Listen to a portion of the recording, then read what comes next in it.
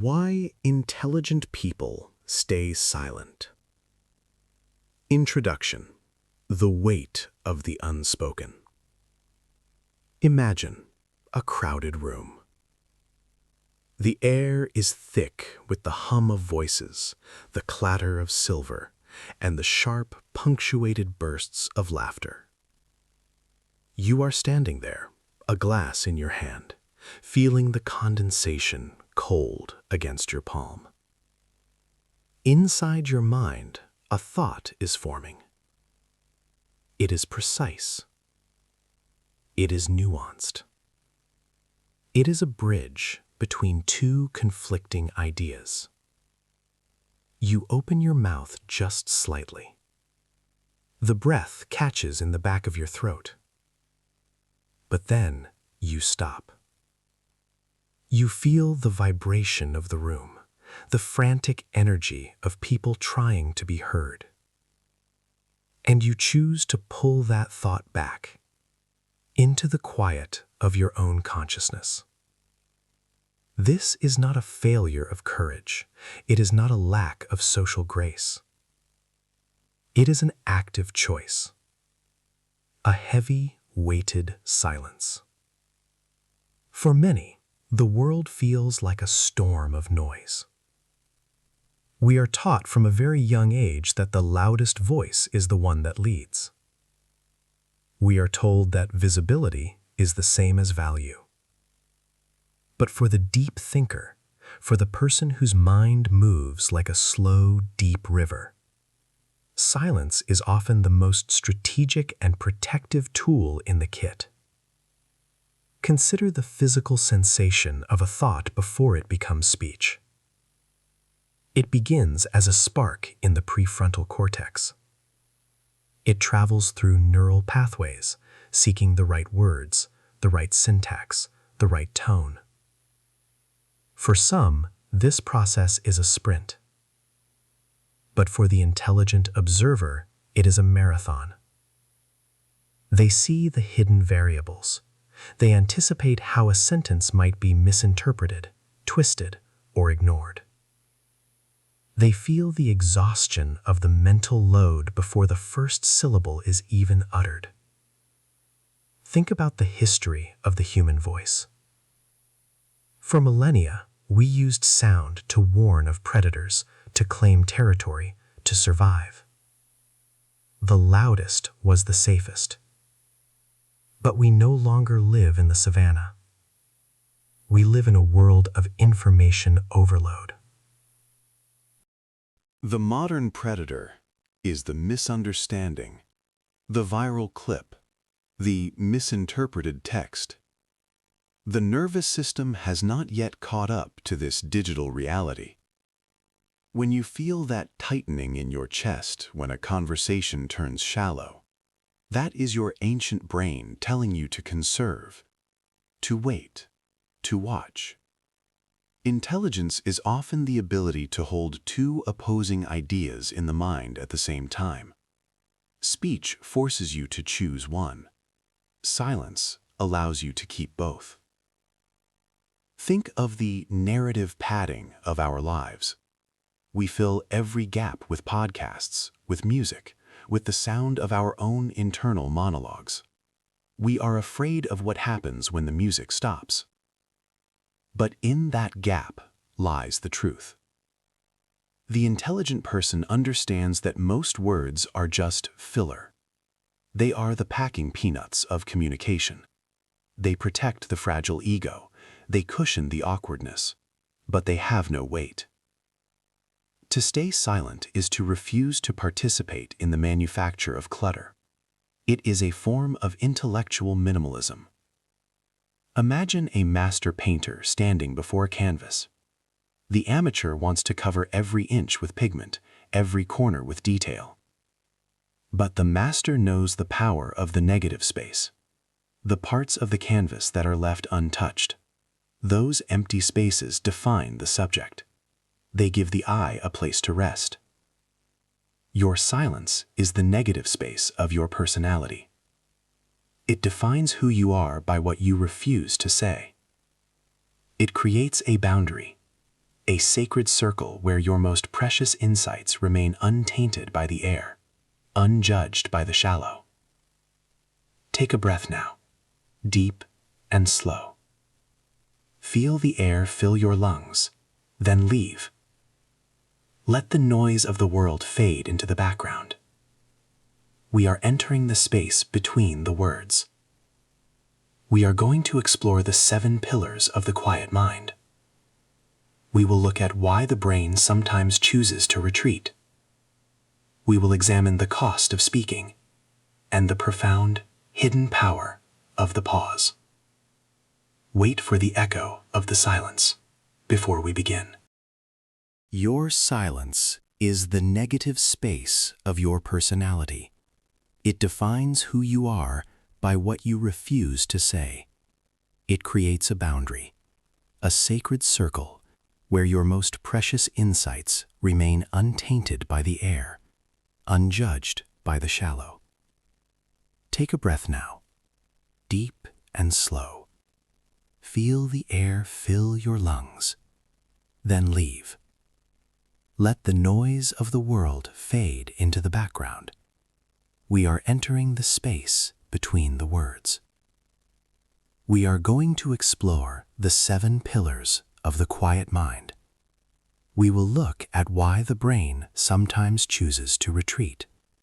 We will examine the cost of speaking and the profound, hidden power of the pause. Wait for the echo of the silence before we begin.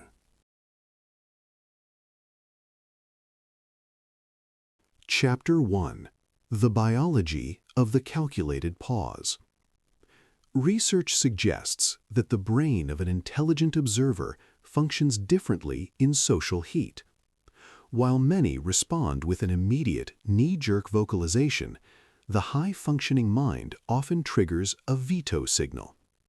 This is not shyness, it is cognitive inhibition. The brain's executive function is running a simulation of the future. It asks, if I say this, what is the result? If the simulated result is more conflict or less understanding, the brain shuts down the speech center. It is a form of energy conservation. The nervous system is highly sensitive to social friction. When we speak and are not heard, our cortisol levels spike. When we speak and are misunderstood, the amygdala signals a threat. For the intelligent person, the risk-to-reward ratio of speaking is often too high. They would rather keep the peace within themselves than start a war with the world. The physiology of silence is complex. It involves the parasympathetic nervous system. While the talker is often in a state of low-level arousal, the silent one is practicing active downregulation. They are keeping their heart rate steady. They are keeping their breath shallow and controlled. They are, in essence, maintaining a state of flow while the room around them is in a state of fracture. Think of the energy required to construct a sentence. You must select the nouns, the verbs, the adjectives. You must monitor the listener's face for signs of boredom or anger. You must adjust your volume, your pitch, and your speed. For an analytical mind, this is a massive computational task. Often, the mind decides that the data is not worth the power. It chooses to stay in sleep mode, preserving its light for a moment that truly matters. Consider the metabolic cost of social interaction. Every word is a withdrawal from your internal battery. The brain consumes 20% of the body's oxygen and glucose. When you engage in a heated debate, that percentage climbs. You feel the heat in your neck, the tightness in your jaw. The intelligent person treats their thoughts like a limited resource. They are the intellectual frugalists. They look at a shallow conversation and they see a bad investment. They refuse to spend their limited mental currency on a topic that will be forgotten in an hour. This is why they often seem distant. They are not being cold. They are budgeting. They are saving their fire for the problems that actually require heat. Imagine your mind as a grand library. The doors are thick. The halls are quiet. Every time you speak, you open a window to the street noise. You let in the dust, the sirens, and the distractions. By staying silent, you keep the library pristine. You allow the thoughts to settle, to organize themselves without the interference of the outside world. This biological boundary is what allows deep insight to grow. The case study. Marcus. Marcus sat in the back of the boardroom. The directors were arguing about a budget shortfall that didn't actually exist. Marcus had the spreadsheet in his mind. He saw the error in the third column. He looked at the CEO, who was red-faced and shouting. Marcus knew that if he spoke, he would be correcting a man in front of his peers. He saw the ego in the room. He felt the heat of the tension. He realized that the truth was less important to these men than their status. If he offered the solution, he would become a target. So, Marcus leaned back. He closed his eyes for a fraction of a second. He chose to remain a ghost in the machine. He would send an email later, a quiet, factual, digital note. In that moment, his silence was his shield. The drill, the internal echo. As you listen, think of a word, just one word. Perhaps the word is peace or quiet. Say it in your mind, but do not let your lips move. Feel the vibration of the thought trapped behind your teeth. Notice how your tongue wants to press against the roof of your mouth. Resist the urge. Now, imagine that word as a physical weight. Hold it there in the center of your head for 5 seconds. 5, 4, 3, 2, 1. Release the breath, but keep the word. Now, try to find where that word lives in your body. Is it in your chest? Is it in your throat? Observe it like a specimen. The what if. What if people think you are unintelligent because you are quiet? This is a common fear. We assume that if we don't demonstrate our knowledge, it doesn't exist. But research suggests that in the long term, silence creates an aura of mystery. When the quiet person finally does speak, the room leans in. The scarcity of your words increases their value. Think of gold. It is valuable because it is rare. If gold fell from the sky like rain, we would step on it. Do not fear the label of quiet. Fear the label of empty noise. Trust that your silence is building an invisible tower, and when you finally open the door, the view will be much, much clearer. Chapter 2. The Social Architecture of Observation. There is a concept called social pacing. Most conversations move at a rhythm that favors the superficial. It is a game of tennis, fast, back and forth.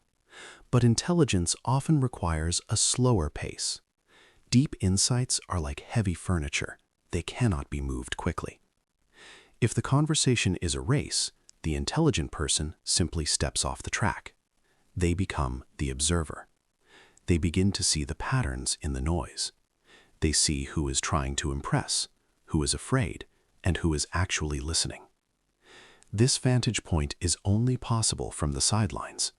You cannot see the shape of the forest if you are screaming at the trees. By staying silent, you are gathering data. You are building a map of the social landscape. While others are losing breath, you are gaining clarity. Observation is a form of power. When you speak, you reveal your hand. You show your biases, your gaps in knowledge, and your emotional triggers. But when you listen, you are a blank slate. People will project their own thoughts onto you. They will tell you more than they intended, simply because you didn't interrupt. The silence acts as a vacuum. It sucks the information out of the room and into your mind. Consider the structure of a social interaction. It is built on turns. I speak, then you speak, then I speak. The intelligent person often skips their turn. They watch as others stumble over themselves to fill the gap. They see the insecurity that drives the need to be heard, and they realize that most words are just armor. They are used to deflect, to hide, or to occupy space so that no one else can. By refusing to wear this armor, you become lighter, you become more agile. You see the mechanics of the room while everyone else is caught in the gears. The case study. Sarah. Sarah was at a wedding, surrounded by old friends. They were gossiping about a mutual acquaintance, spinning a web of half-truths. Sarah knew the real story. It was tragic and private. She felt the urge to correct them, to defend the absent friend. But she looked at their faces and saw the hunger for drama. She realized they didn't want the truth. They wanted fuel. If she spoke, she would only be giving them more to burn. The truth was too heavy for this light, brittle conversation. So she sipped her drink, nodded, and watched. She saw the insecurity driving the gossip. She felt a strange, detached compassion. She was there, but she was untouched. She walked away with her integrity intact, having learned more about her friends than they ever learned about her. The drill, the third-person view. The next time you are in a group, imagine you are a camera mounted on the wall. Look at yourself sitting there. Look at the person speaking. Observe the hand gestures, the tone, and the posture. Do not engage with the content. Just observe the dance. Count how many times people interrupt each other. See how much space is left for silence. You will likely find there is almost none.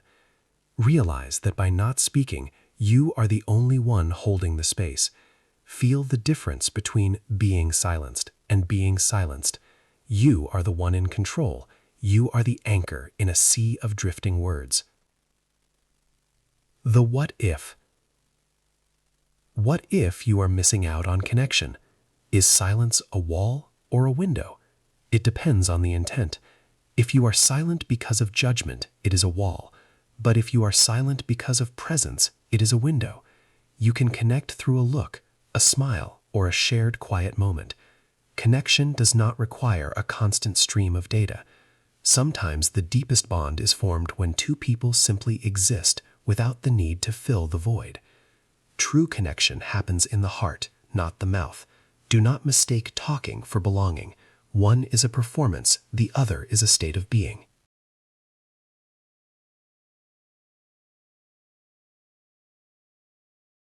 Chapter 3. The Architecture of the Unspoken.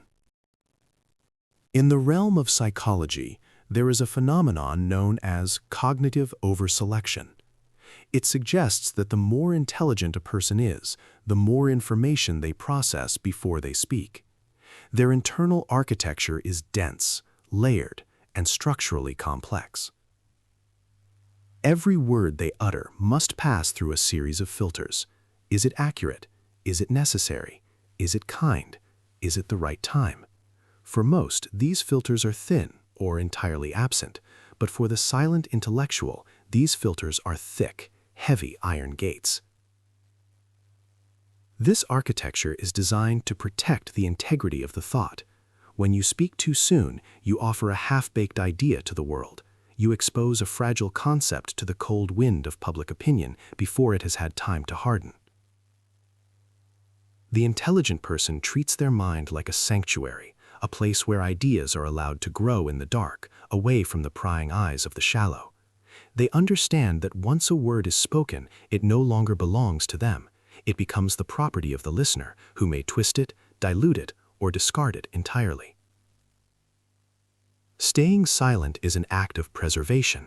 It is the realization that some truths are too heavy to be carried by common language. To speak is to simplify. To simplify is, often, to lie. By refusing to simplify, the silent observer maintains the purity of their inner world. They are not hiding their light. They are protecting the flame from a draft. They understand that a single, well-placed word at the end of a long silence carries more structural integrity than 1,000 words spoken in haste. Think of the cost of correction. Every time you say something that is misunderstood, you must spend more energy, more breath, and more time explaining what you actually meant. The intelligent mind seeks to avoid this cycle of repair. They would rather remain a mystery than be a misunderstood open book. This architecture of the unspoken is not a prison, it is a fortress. It is a space where the self can exist without the constant need for external validation or explanation. The case study, Elena.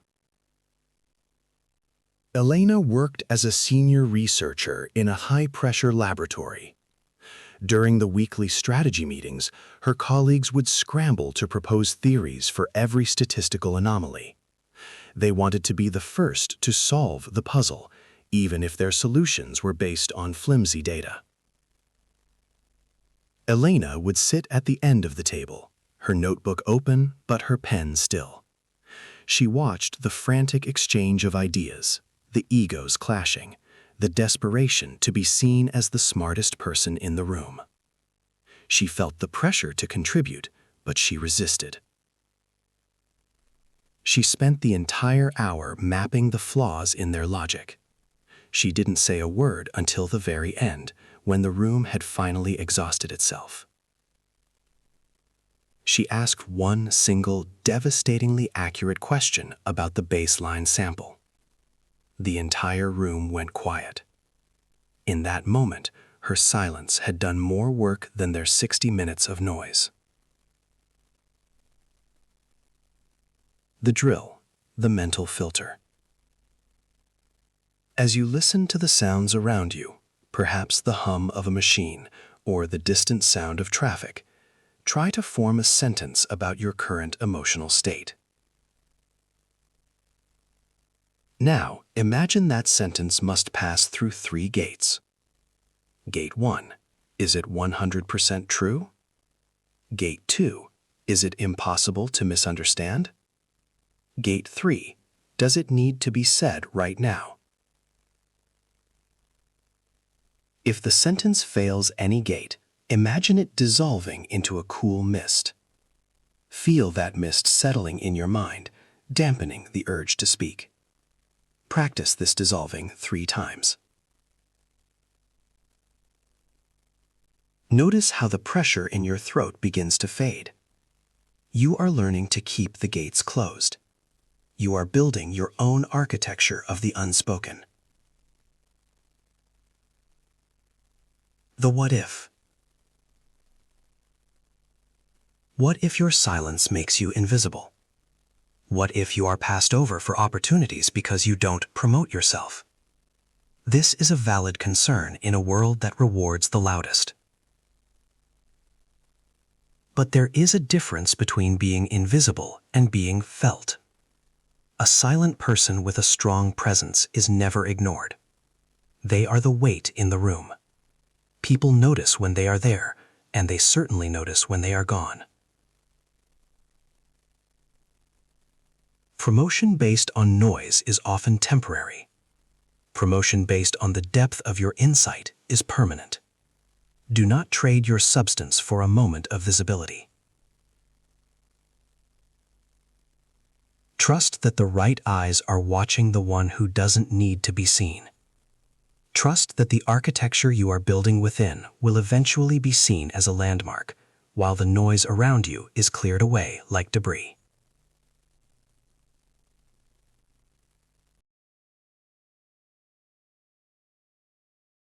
Chapter 4. The Strategic Withdrawal.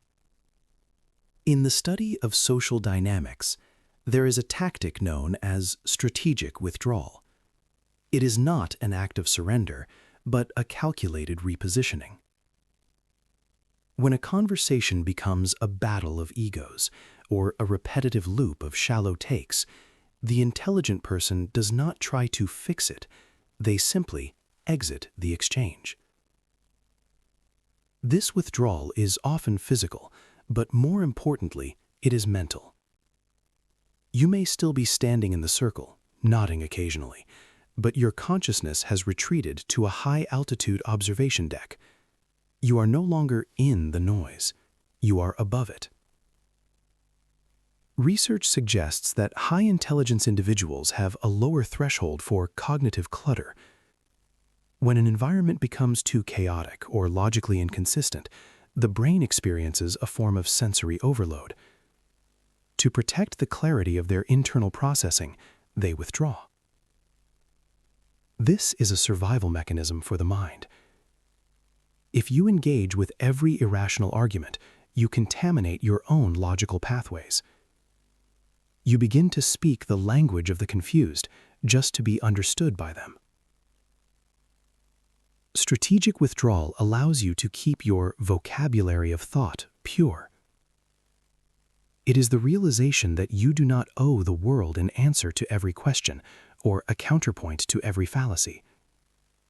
You are the curator of your own attention. Think of your attention as a spotlight. Most people swing their light around wildly, hitting every shiny object, every loud noise. The intelligent person keeps their light focused, or they turn it inward until something worthy of the illumination appears. By withdrawing, you are not being antisocial, you are being pro-clarity. You are refusing to let the average temperature of the room dictate the climate of your soul. The case study, David.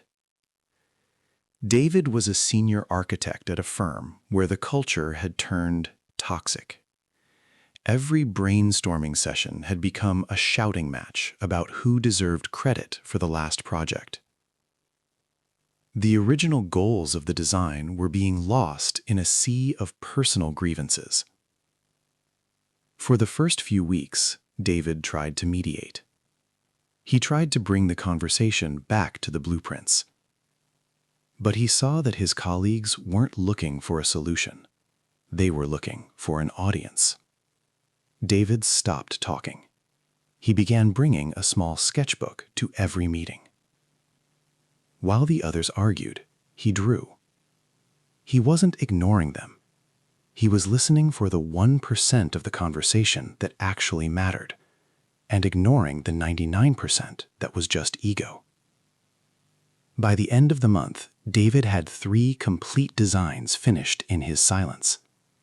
When the boss finally walked in and asked for progress, the talkers had nothing but complaints. David simply slid his sketchbook across the table. His withdrawal had been his most productive period. The drill, the invisible wall. The next time you find yourself in a conversation that feels draining or circular, try this. Visualize a wall of thick, clear glass rising between you and the speakers. You can see them. You can hear the muffled frequency of their voices, but the meaning of their words cannot penetrate the glass. The emotional weight of their frustration or vanity hits the glass and slides to the floor, harmlessly. Focus on your breath. Count 3 seconds in and 3 seconds out. Realize that you are safe behind the glass. You are observing a performance, not participating in a tragedy. Notice how, as you withdraw your emotional energy, the heat in your chest begins to cool. You are reclaiming your power. You are choosing where you live. The what if. What if people think you are being passive-aggressive or arrogant by withdrawing? This is the primary risk of the strategy. Silence can be interpreted as a judgment. However, the goal is not to look down on others, but to look after yourself. If you maintain a neutral, calm, and open expression, people will rarely label you as aggressive. They may find you unreadable, but in a world of high-stakes social interaction, being unreadable is a massive advantage. It means you cannot be manipulated. It means your buttons cannot be pushed, because you have taken them off the table. Withdrawal is not about being better than others. It is about being better than the noise. It is a gift you give to your future self, the self that will need that saved energy for something that actually matters. Chapter 5. The Power of the Final Word. In the economy of conversation, value is often determined by scarcity. Most people operate on a volume-first model. They believe that by flooding the space with their ideas, they increase the likelihood of being right, or at least being remembered. But the intelligent mind understands a different law, the law of the final word. This is not about having the last word in an argument to win. It is about the synthesizing word. While others are busy laying out the bricks of a conversation, often in a disorganized pile, the silent observer is watching the architecture take shape. They are looking for the missing piece, the keystone that holds the entire structure together. Research into group dynamics suggests that the person who speaks the least but provides the most clarity at the conclusion is often perceived as the most authoritative. This is because they have performed the cognitive labor for the entire group. They have filtered out the noise, resolved the contradictions, and boiled the complexity down to its essence. By waiting until the end, you allow the emotional storms of the room to pass. You wait for the egos to tire themselves out. When the air finally clears and the silence returns, your voice enters a vacuum. It doesn't have to compete, it simply occupies the space. This is the power of delayed articulation. It requires immense discipline. You must resist the urge to correct a mistake in minute 5 so that you can address the root cause of the mistake in minute 50. You are playing the long game of communication. The case study, Julian. Julian was a mediator specializing in high-stakes labor disputes. In these rooms, the air was usually vibrating with anger and exhaustion. For the first 4 hours of any session, Julian would barely say anything. He would sit with his hands folded, watching the lawyers and the union reps tear into each other. He was often criticized for his passivity. The clients felt they were paying for a leader, not a statue. But Julian was busy. He was tracking the emotional triggers. He was noting which arguments were based on money and which were based on pride. When the sun began to set and the participants were too tired to keep shouting, the room would fall into a heavy, frustrated silence. Only then would Julian speak. He wouldn't pick a side. He would simply state, in 3 sentences, the one compromise that addressed the pride of one side and the pockets of the other. Because he had waited, his words felt like a relief rather than a challenge. They took the deal because Julian had let them exhaust every other option first. The drill, the summary exercise. The next time you are listening to a podcast or a news segment or even a conversation between friends, do not allow yourself to form an opinion immediately. Instead, wait until the very end. Once the talking has stopped, try to summarize the entire exchange in exactly 10 words. Not 11, not 9, 10. This forces your brain to perform extreme synthesis. It strips away the adjectives and the emotions, leaving only the structural truth. If you can do this, you have mastered the art of the final word. You are no longer a consumer of noise, you are a producer of meaning. The what if. What if the conversation ends before you get a chance to speak? What if the group moves on and your perfect summary is left unsaid? This is the risk of the silent observer. But here is the secret. An unsaid truth is still a truth. It remains in your mind, solid and refined. You have gained the clarity, even if the world hasn't. Often, the person who tries to force the final word into a closed door looks desperate. If the window has passed, let it go. Your silence in that moment is its own final word. It shows that you are not a slave to your own insights. You have the power to know something and keep it for yourself. That is the ultimate form of intellectual independence.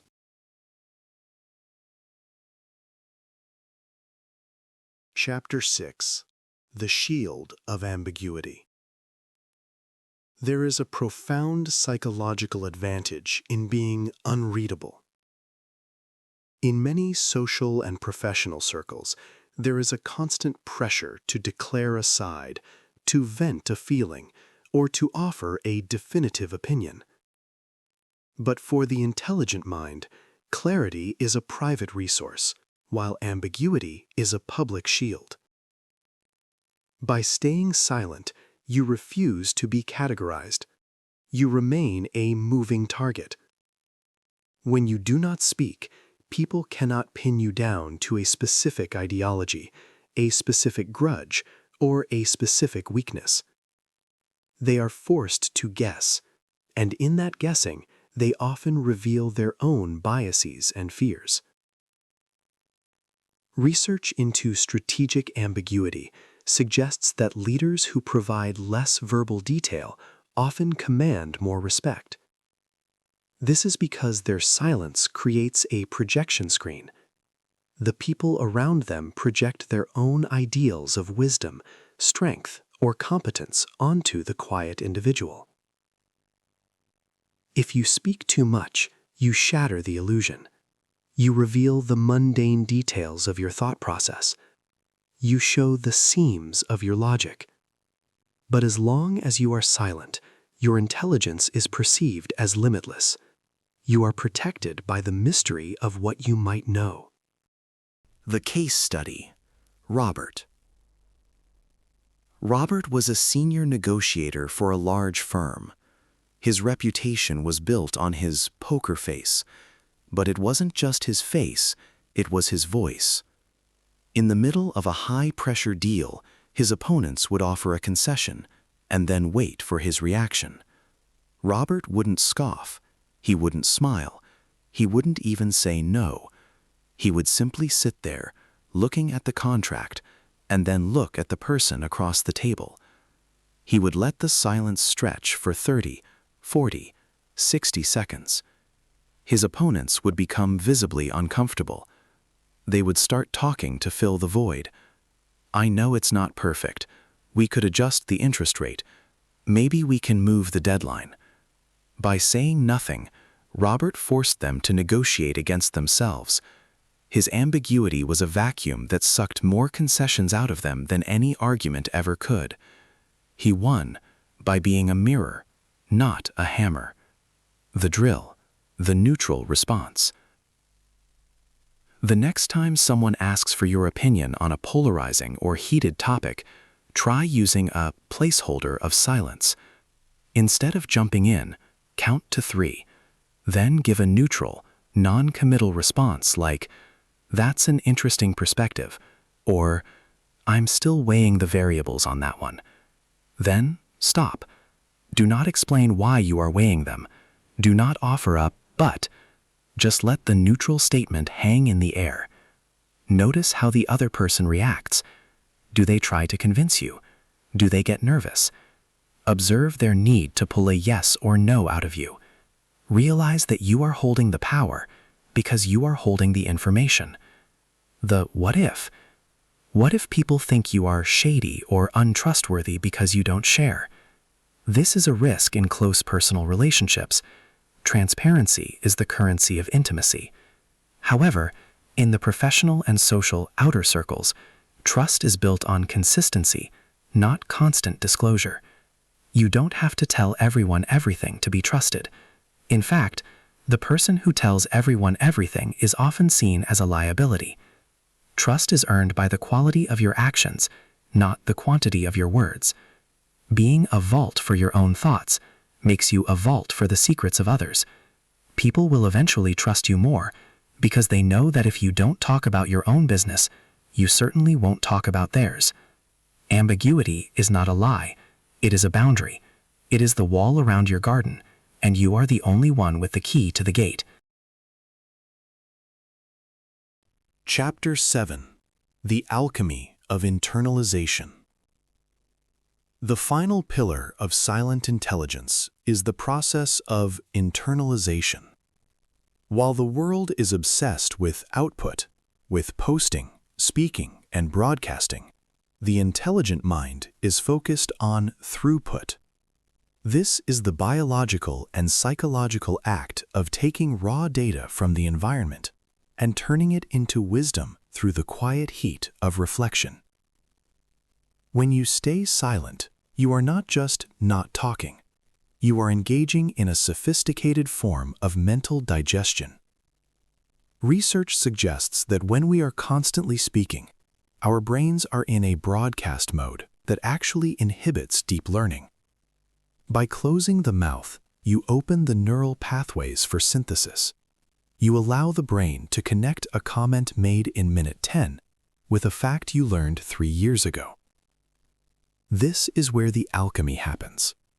The lead of common gossip is turned into the gold of human insight. The iron of a workplace conflict is forged into the steel of a strategic maneuver. Without the silence, these reactions never reach the necessary temperature. They remain surface level. They remain noise. Internalization is the ultimate competitive advantage in a fast-paced world. While your peers are reacting to the now, you are already calculating the next. You are moving from a state of being pushed by the conversation to a state of pulling the truth from it. The case study. Thomas. Thomas was a junior partner at a law firm known for its aggressive, high-speed litigation style. His colleagues spent their evenings at bars, loudly dissecting their wins and losses. They believed that talking shop was the only way to stay sharp. Thomas, however, had a different ritual. After a day in court, he would walk home in total silence. No music, no podcasts, no phone calls. He would sit in his darkened living room for 30 minutes before eating dinner. During this time, he wasn't thinking about the case. He was letting the case settle. He found that in the silence, the witness's hesitation at the 3-minute mark would suddenly align with a discrepancy in the written evidence. These flashes of insight never came while he was talking. They only came when he provided the quiet space for them to land. Because he internalized his days rather than just performing them, Thomas became the firm's most effective strategist. He saw the traps before they were even set. The drill, the 30-minute echo. After your next significant social interaction, a meeting, a dinner, or a long phone call, commit to 10 minutes of absolute silence. Do not check your phone. Do not turn on the radio in your car. Simply sit with the echo of the conversation. Let the voices you just heard play back in your mind without judgment. Notice which words feel heavy and which feel light. Ask yourself, what was not said? Often, the most important information in a meeting is the topic everyone avoided. By sitting in the echo, you will hear the negative space of the conversation. You will find the truth that was hiding behind the noise. The what if. What if you feel lonely in your silence? What if internalization feels like isolation? This is the burden of the deep thinker. To see what others do not see often requires being where others do not go. But remember, there is a difference between being alone and being solitary. Solitude is a state of strength. It is the ability to be your own most interesting companion. When you internalize, you are building a rich, vibrant inner world. You are never truly alone because you are constantly in dialogue with the truth. The loneliness of the silent person is often just the quiet of the mountaintop. The air is thinner, yes, but the view is infinitely better. Trust the process of the alchemy. Let the world have its noise. You keep the gold. Reflective conclusion. The call to mindfulness. We have traveled through the 7 pillars of the quiet mind, from the biological necessity of the veto signal to the strategic power of the final word. We have seen how silence is not a void, but a presence. In a world that is designed to distract you, to pull your thoughts out of your head before they are ready, silence is an act of rebellion. It is a way of saying, my mind is not for sale. My attention is not a commodity. As you move back into the world of sound, carry this quiet with you. You do not need to be a monk to be a silent observer. You can find the pause in the middle of a traffic jam. You can find the internalization in the middle of a grocery store. The next time you feel the pressure to speak, the urge to prove yourself, the heat of a rising argument, remember the breath. Take it in, hold it, and realize that the most powerful thing you can do is nothing at all. Be the anchor, be the observer, be the one who knows, but does not tell. The world is loud enough. Be the silence that makes the music meaningful. Go now in quiet and in strength.